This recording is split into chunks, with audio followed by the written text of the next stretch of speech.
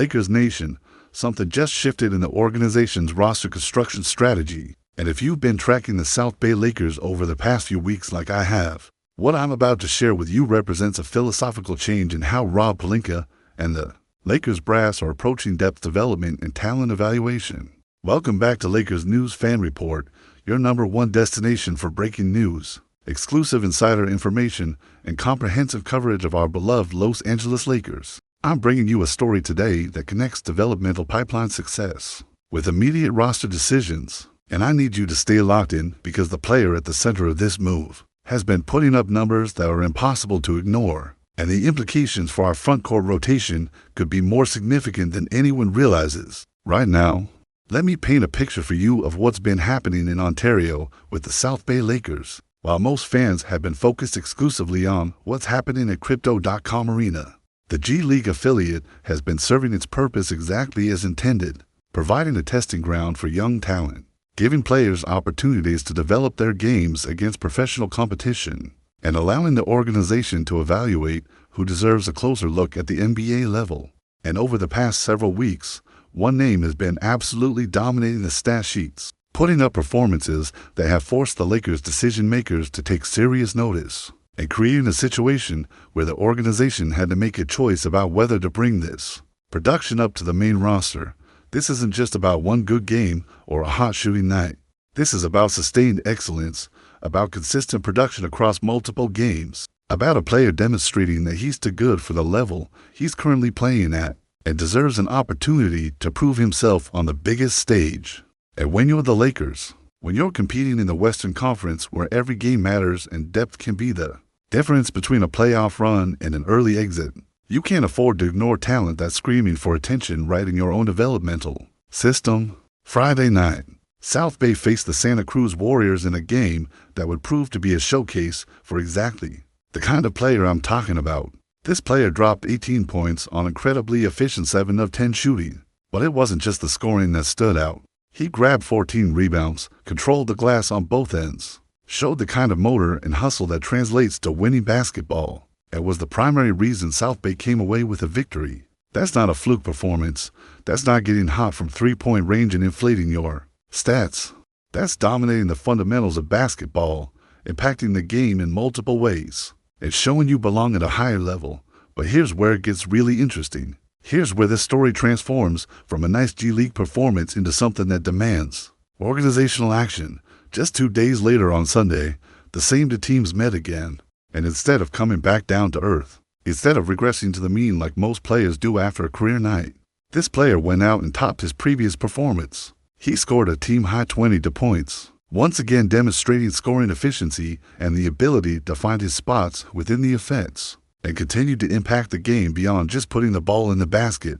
Back-to-back dominant performances against the same opponent, proving it wasn't about matchup advantages or lucky bounces, but about genuine skill and ability. Now, when you're Rob Pelinka and you're seeing these reports come across your desk, when you're watching film of these performances and seeing a player who's clearly ready for the next level, you have to start asking yourself some serious questions. Do we have room on the roster to bring this talent up? Is there a roster spot that's not being maximized right now? Can we create space for someone who's earning an opportunity through their play rather than their pedigree or their contract? These are the decisions that separate good front offices from great ones.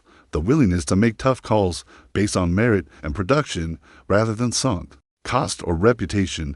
The Lakers have been in an interesting position roster-wise this season. We've got our core stars in LeBron James and Anthony Davis performing at elite levels. We've added some veteran pieces who understand what it takes to win, and we've tried to balance immediate competitiveness with long-term sustainability. But there have been roster spots that haven't quite produced the way we hoped. Players who were brought in with potential but haven't been able to crack the rotation consistently, and decisions that needed to be made about whether to stick with the status quo or make changes. But add on what we're seeing both at the NBA level and in our developmental system. One player who has been in that uncertain category is Koloko.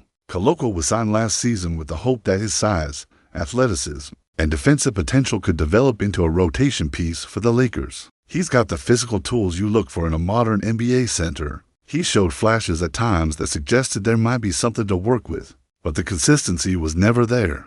Last season, he appeared in 37 games and averaged a point for points and a .5 rebounds, numbers that reflect limited minutes and limited impact when he was on the floor.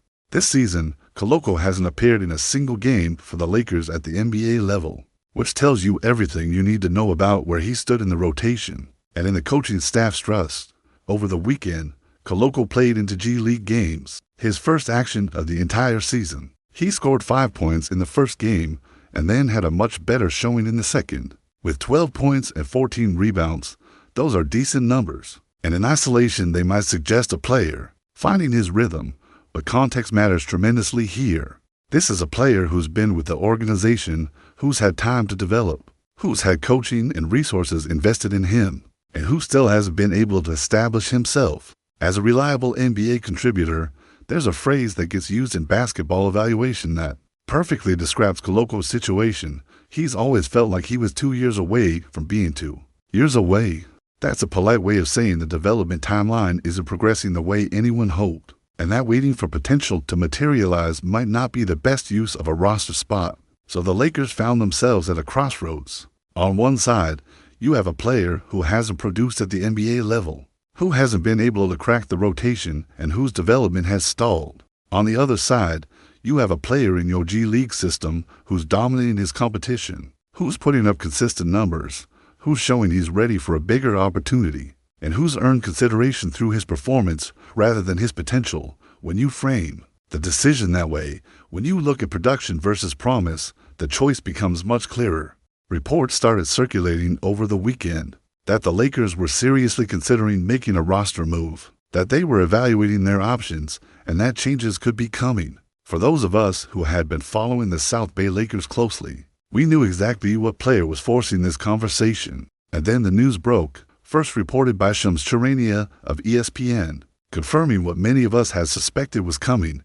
The Lakers have signed Drew Timme to a 2-way contract, and to make room for him on the roster, they've waived Christian Koloko. Drew Timme is a name that college basketball fans know extremely well. He was one of the most productive and recognizable players in college basketball during his time at Gonzaga, a player who consistently put up big numbers against high-level competition, who helped lead the Bulldogs to multiple deep tournament runs, and who developed a reputation as someone who just knows how to play winning basketball. Timme isn't the most athletic player you'll ever see. He's not going to blow you away with his vertical leap or his speed in transition. But what he does have is an incredibly high basketball IQ, a polished offensive skill set, the ability to score in the post with an array of moves, and a competitive fire that makes him effective regardless of the physical limitations. Coming out of college, there were questions about whether Timme's game would translate to the NBA level. Scouts worried about his lack of elite athleticism, about whether he could defend quick forwards or stretch fours in the modern NBA, and about whether his scoring ability would be as effective against longer, more athletic defenders. Those concerns are legitimate, and they're why Timme wasn't drafted despite his college production. But here's what those evaluations sometimes miss: production matters, consistency matters, and players who know how to impact winning find ways to contribute regardless of what the measurables say. What Timme has done in the G League is exactly what he needed to do. He's dominated the competition in a way that proves he's ready for the next level. He's shown that his scoring ability translates against professional athletes, and he's demonstrated that his rebounding and basketball IQ can help him overcome physical limitations. The back-to-back performances against Santa Cruz weren't anomalies. They were confirmation of what he's been doing all season. Timme has been one of the standout performers for South Bay, and the Lakers have been paying attention. Now, let's be clear about what this signing means and what it doesn't mean.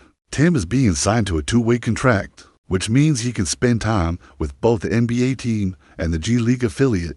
He joins Nick Smith Jr. and Chris Macon as the team's 2-way players. This isn't a guaranteed rotation spot. This isn't a promise of significant NBA minutes, but it is an opportunity.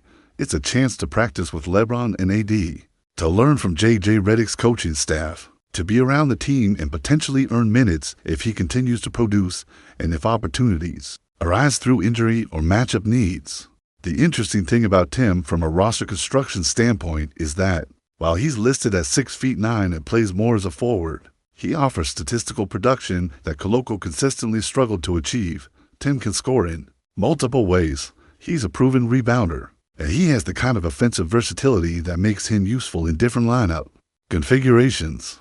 He's not a like-for-like replacement for Koloko as a traditional center, but in today's NBA, where versatility and skill matter more than rigid position definitions, Timme's ability to contribute in multiple areas might be more valuable than Koloko's theoretical defensive upside that never materialized. It's also worth noting that the Lakers are in a much better position to make this move now than they would have been earlier in the season. The team has legitimate center depth, with Anthony Davis obviously being the anchor, and the addition of other frontcourt pieces throughout the season means that waiving Koloko doesn't leave us dangerously thin at any particular position. That depth gives Rob Pelinka the flexibility to make merit-based roster decisions, rather than being forced to keep players purely for positional insurance. From a strategic standpoint, this move reflects a broader philosophy that I think Lakers fans should be excited about. The organization is willing to reward production over potential. They're willing to give opportunities to players who earn them, rather than being stuck on sunk cost decisions. And they're actively using their G League affiliate as a genuine talent pipeline rather than just a place to stash players. That's how you build sustainable depth. That's how you find contributors who can help you in meaningful games. And that's how you create competition within the organization. That raises everyone's level of play. There's also something to be said for bringing in a player like Timme from a culture and mentality standpoint.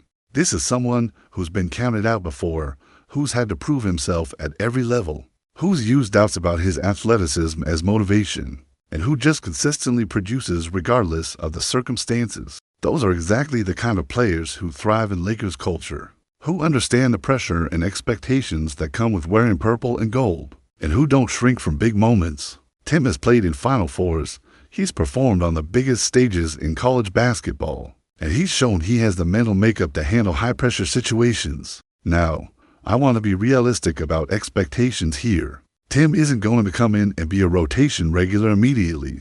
He's not going to solve all our frontcourt depth questions overnight, and there will be an adjustment period as he adapts to NBA speed and physicality. But what he does provide is another option, another body who's earned consideration, and another player who might be able to contribute in specific matchups or situations. In a long NBA season, where injuries happen, where foul trouble can change rotations, and where having depth you trust can be the difference in close games, having players like Timme available is valuable. The timing of this move is also interesting when you consider where we are in the season. We're deep enough into the year that the Lakers have a good sense of their rotation. They know which players they can count on and which roster spots aren't being maximized, but there's still plenty of season left for Timme to develop within the system and potentially earn real minutes. If he continues to produce in practice, if he shows well in any NBA opportunities he gets, and if he proves that his G League dominance can translate even partially to the NBA level, this could end up being one of those under-the-radar moves that pays dividends down the stretch. I also think it's worth acknowledging that this move represents the kind of organizational agility that championship teams need. The Lakers could have stuck with Koloko, could have continued to hope that his potential would eventually materialize, could have been patient to a fault with a player who wasn't producing. Instead, they made a tough decision based on what they're seeing on the court. They rewarded a player who's earned an opportunity, and they showed they're willing to make changes when changes are warranted. That's the kind of front office decision-making that keeps rosters fresh, that maximizes your chances of finding contributors, and that demonstrates you're always looking for ways to improve. Looking ahead, the key for Timme will be making the most of whatever opportunities he gets. He needs to show in practice that he can execute within J.J. Redick's system. He needs to demonstrate that his scoring ability and basketball IQ can translate to NBA competition. And he needs to prove that the concerns about his athleticism and defensive limitations can be overcome through positioning, effort, and intelligence.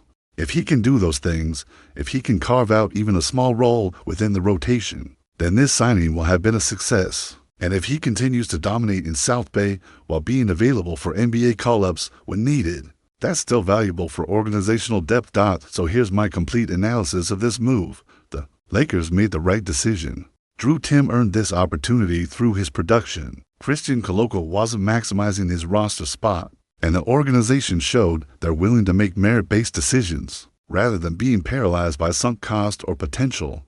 This is how you build depth. This is how you create internal competition. And this is how you find contributors who can help you win games. I'm excited to see what Timme can do with this opportunity, and I think Lakers fans should be encouraged that the front office is being proactive about roster optimization. Now, I want to hear from you, Lakers Nation. What do you think about the Drew Timme signing? Did you follow his performances with South Bay, or is this news to you? Do you think he can carve out a role with the NBA team, or will he primarily be a G League contributor? And what does this move tell you about the front office's willingness to make tough roster decisions? Drop your thoughts in the comments below, because this community is what makes covering this team so incredible. And I genuinely value your perspectives and insights on these roster moves. If you want to stay on top of every Lakers development, every roster move, every piece of breaking news as we navigate through this season, make sure you're subscribed to Lakers News Fan Report. Hit that notification bell so you never miss an update. Smash that like button to support the channel, and share this with every Lakers fan you know. We're here every single day, bringing you the most comprehensive Lakers coverage available, and we're in this together as we chase banner number 18. Let's go, Lakers!